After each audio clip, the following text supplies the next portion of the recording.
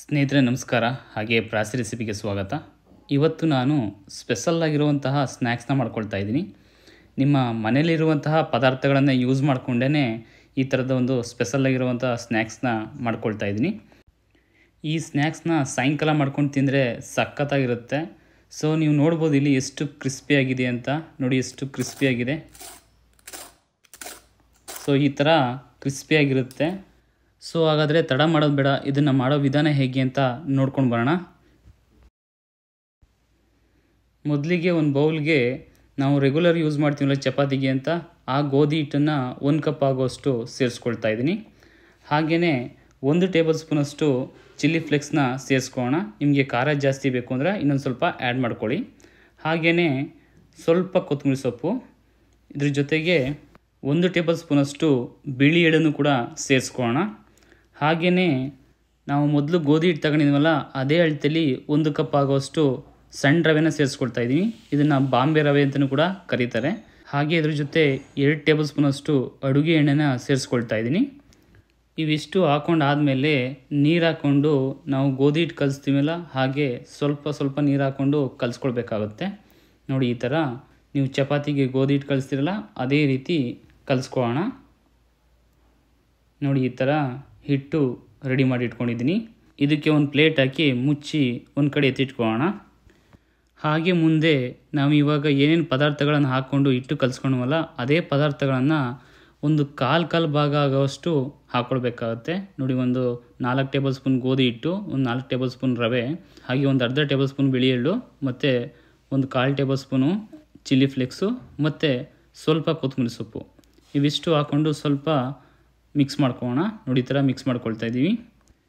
ಇದನ್ನು ಚಪಾತಿ ಹಿಟ್ಟು ಕಲಿಸ್ಕೊಳ್ಳೋಕ್ಕೂ ಮುಂಚೆ ಅಂದರೆ ನೀರು ಹಾಕೋಕ್ಕೂ ಮುಂಚೆನೇ ಒಂದು ಸರಿ ಮಿಕ್ಸ್ ಮಾಡಿಕೊಂಡು ಸಪ್ರೇಟ್ ಬೇಕಾದ್ರೆ ಎತ್ತಿಟ್ಕೋಬೋದು ಈ ಒಂದು ಹಸಿಟ್ಟನ್ನು. ನಾನಿಲ್ಲಿ ಇನ್ನೊಂದು ಸರಿ ಮತ್ತೆ ಎಲ್ಲ ಪದಾರ್ಥಗಳನ್ನು ಹಾಕ್ಕೊಂಡಿದ್ದೀನಿ ಅಷ್ಟೇ. ಇವಾಗ ನೀರು ಹಾಕ್ಕೊಂಡು ಚೆನ್ನಾಗಿ ಮಿಕ್ಸ್ ಮಾಡ್ಕೊಳ್ಳೋಣ. ಇದ್ರ ಕನ್ಸಿಸ್ಟೆನ್ಸಿ ಎಷ್ಟಿರಬೇಕು ಅಂದರೆ ನೋಡಿ ಈ ಥರ ಇರಬೇಕು. ಇದನ್ನು ಏನಕ್ಕೆ ಮಾಡ್ಕೊಳ್ತಾ ಇದ್ದೀವಿ ಅಂತ ಮುಂದೆ ವಿಡಿಯೋದಲ್ಲಿ ಎಕ್ಸ್ಪ್ಲೇನ್ ಮಾಡ್ತಾ ಹೋಗ್ತೀನಿ. ಇವಾಗ ಇನ್ನೊಂದು ಕಡೆ 3 ಆಲೂಗೆಡ್ಡೆನ ಬೇಯಿಸಿ ಇಟ್ಕೊಂಡಿದ್ದೆ. ನಾನಿಲ್ಲಿ ಸಿಪ್ಪೆ ಸಹಿತ ಹಾಕಿದ್ದೀನಿ. ಸಿಪ್ಪೆ ಸಹಿತ ಹಾಕೋದ್ರಿಂದ ಆರೋಗ್ಯಕ್ಕೂ ಒಳ್ಳೆಯದು, ಹಾಗಾಗಿ ಸಿಪ್ಪೆ ಸಹಿತ ಹಾಕ್ಕೊಂಡಿದ್ದೀನಿ. ಆಮೇಲೆ ಇದನ್ನು ಬೇಯಿಸಾದ್ಮೇಲೆ ನೋಡಿ ಈ ಥರ ಸಿಪ್ಪೆನೆಲ್ಲ ಬಿಡಿಸಿ ಸಪ್ರೇಟ್ ಮಾಡ್ಕೊಳ್ತಾ ಇದ್ದೀನಿ. ಇವಾಗ ಇದನ್ನು ಒಂದು ಫೋರ್ಕ್ ಸಹಾಯದಿಂದ ನೋಡಿ ಈ ಥರ ಪ್ರೆಸ್ ಮಾಡಿ ನೋಡಿ ಈ ಥರ ಮಿಕ್ಸ್ ಮಾಡ್ಕೊಳ್ತಾ ಇದ್ದೀನಿ. ಇವಾಗ ಬೇಯಿಸಿರುವಂತಹ ಆಲೂಗೆಡ್ಡೆ ರೆಡಿ ಆಯಿತು. ಹಾಗೆ ಮುಂದೆ ಇದ್ರ ಜೊತೆಗೆ ಇನ್ನೊಂದು ಸ್ವಲ್ಪ ಪದಾರ್ಥಗಳನ್ನು ಸೇರಿಸ್ಕೊಳ್ಬೇಕಾಗತ್ತೆ. ಅದು ಯಾವ್ಯಾವುದು ಅಂತ ನೋಡ್ಕೊಂಡು ಬರೋಣ. ಮೊದಲಿಗೆ ಒಂದು ಅರ್ಧ ಈರುಳ್ಳಿನ ನೋಡಿ ಈ ಥರ ಕಟ್ ಮಾಡಿ ಇಟ್ಕೊಂಡಿದ್ದೆ, ಅದನ್ನು ಸೇರಿಸ್ಕೊಳ್ತಾ ಇದ್ದೀನಿ. ಹಾಗೆ 1 ಮೆಣಸಿಕಾಯಿನ ಕಟ್ ಮಾಡಿ ಸೇರಿಸ್ಕೊಳ್ತಾ ಇದ್ದೀನಿ. ನಾನು ಮೊದಲೇ ಹೇಳ್ದಂಗೆ ಖಾರ ಜಾಸ್ತಿ ಬೇಕು ಅಂದರೆ ಚಿಲ್ಲಿ ಫ್ಲೇಕ್ಸ್ ಮತ್ತು ಮೆಣಸಿಕಾಯಿನ ಜಾಸ್ತಿ ಹಾಕ್ಕೊಳ್ಬೋದು. ಹಾಗೆ ಬೆಳ್ಳುಳ್ಳಿ ಮತ್ತು ಶುಂಠಿನ ನೋಡಿ ಈ ಥರ ತುರಿದು ಇಟ್ಕೊಂಡಿದ್ದೆ, ಅದನ್ನು ಸೇರಿಸ್ಕೊಳ್ತಾ ಇದ್ದೀನಿ. ಇದ್ರ ಬದಲು ಶುಂಠಿ ಬೆಳ್ಳುಳ್ಳಿ ಪೇಸ್ಟ್ ಕೂಡ ಯೂಸ್ ಮಾಡ್ಕೊಳ್ಬೋದು. ಹಾಗೆ ಸ್ವಲ್ಪ ಬೀನ್ಸು ಮತ್ತು 1 ಕ್ಯಾರೆಟ್ನ ತುರಿದು ಸೇರಿಸ್ಕೊಳ್ತಾ ಇದ್ದೀನಿ. ಹಾಗೆ ಮುಂದೆ ಸ್ವಲ್ಪ ಕೊತ್ತಂಬರಿ ಸೊಪ್ಪು, ಅರ್ಧ ಟೇಬಲ್ ಸ್ಪೂನ್ ಚಿಲ್ಲಿ ಫ್ಲೇಕ್ಸು, ಅರ್ಧ ಟೇಬಲ್ ಸ್ಪೂನ್ ಗರಂ ಮಸಾಲ, ಮತ್ತು ಅರ್ಧ table spoon chaat masala, 1 table spoon ಧನಿಯಾ ಪೌಡ್ರು, ಹಾಗೆ ಒಂದು 1/4 ಟೇಬಲ್ ಸ್ಪೂನ್ ಅರಿಶಿನ ಪುಡಿ. ಇವಿಷ್ಟು ಹಾಕೊಂಡಾದಮೇಲೆ ಕೊನೆಯಲ್ಲಿ ರುಚಿಗೆ ತಕ್ಕಷ್ಟು ಉಪ್ಪು ನಾನಿಲ್ಲಿ 1 ಟೇಬಲ್ ಸ್ಪೂನಷ್ಟು ಸೇರಿಸ್ಕೊಳ್ತಾ ಇದ್ದೀನಿ. ಇದನ್ನೆಲ್ಲ ಒಂದು ಸರಿ ಮಿಕ್ಸ್ ಮಾಡ್ಕೊಳ್ಳೋಣ. ನೋಡಿ ಈ ಥರ ಚೆನ್ನಾಗಿ ಮಿಕ್ಸ್ ಮಾಡ್ಕೊಳ್ಬೇಕು. ಇವಾಗ ಮಿಕ್ಸ್ ಮಾಡ್ಕೊಂಡು ಆಗಿದೆ. ಮುಂದೆ ಇದನ್ನು ಉಂಡೆ ಕಟ್ಕೊಳ್ಬೇಕು. ನೋಡಿ ಈ ಥರ ಉಂಡೆ ಕಟ್ಕೊಳ್ಳೋಣ. ಒಳಗಡೆ ಸ್ಟಫಿಂಗ್ಗೆ ಅಂತ ಆಲೂಗೆಡ್ಡೆ ಸ್ಟಫಿಂಗ್ಗೆ ಅಂತ ನೋಡಿ ಈ ಥರ ಉಂಡೆ ಕಟ್ಕೊಳ್ತಾ ಇದ್ದೀನಿ. ಈ ಥರ ಒಂದು 7ರಿಂದ 8 ಉಂಡೆಗಳನ್ನು ಕಟ್ಕೊಂಡು ಇಟ್ಕೊಂಡಿದ್ದೀನಿ. ಇವಾಗ ಒಳಗಡೆಗೆ ಸ್ಟಫಿಂಗ್ ರೆಡಿ ಆಯಿತು. ಹಾಗೆ ಮುಂದೆ ಇದಕ್ಕೆ ಮೇಲ್ಗಡೆ ಲೇಯರ್ ರೆಡಿ ಮಾಡ್ಕೋಬೇಕಲ್ಲ, ಅದಕ್ಕೋಸ್ಕರ ನಾವು ಆಲ್ರೆಡಿ ಒಂದು ಪ್ಲೇಟ್ ಹಾಕಿ ಮುಚ್ಚಿಟ್ಟಿದ್ವಲ್ಲ ಹಿಟ್ಟು ಸ್ವಲ್ಪ ಉಂತಿದೆ. ಇವಾಗ ಇನ್ನೊಂದು ಸರಿ ಕಲಿಸ್ಕೊಬೇಡ.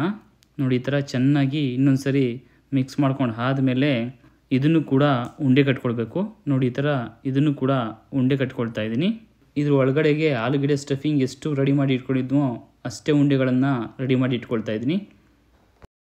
ಇದರಲ್ಲಿ ಒಂದು ಉಂಡೆನ ಚಪಾತಿ ಒತ್ತೀವಲ್ಲ ಆ ಥರ ಒತ್ತಿ ರೆಡಿ ಮಾಡ್ಕೊಳ್ತಾ ಇದ್ದೀನಿ. ನೋಡಿ ಈ ಥರ ಮೇಲ್ಗಡೆ ಲೇಯರ್ನ ರೆಡಿ ಮಾಡಿ ಇಟ್ಕೊಳ್ತಾ ಇದ್ದೀನಿ. ನೋಡಿ ಇವಾಗ ಮೇಲ್ಗಡೆ ಲೇಯರು ರೆಡಿ ಆಯಿತು. ಇದ್ರ ಒಳಗಡೆ ಇವಾಗ ಆಲೂಗಡ್ಡೆ ಸ್ಟಫಿಂಗ್ನ ಹಾಕ್ಕೊಳ್ತಾ ಇದ್ದೀನಿ. ನಿಧಾನವಾಗಿ ನೋಡಿ ಈ ಥರ ಕ್ಲೋಸ್ ಮಾಡ್ಕೊಳ್ಬೇಕು.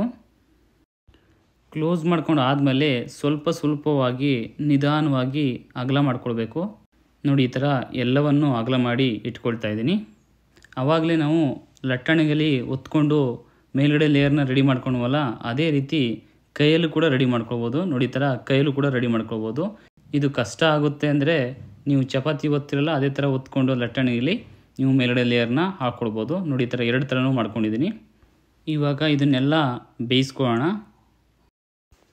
ಮುಂದೆ ಬೇಯಿಸ್ಕೊಳ್ಳೋದಕ್ಕೆ ಅಂತ ಒಂದು ಪಾತ್ರೆಗೆ 1/4 ಕಪ್ ಆಗುವಷ್ಟು ಎಣ್ಣೆನ ಸೇರಿಸ್ಕೊಳ್ತಾ ಇದ್ದೀನಿ.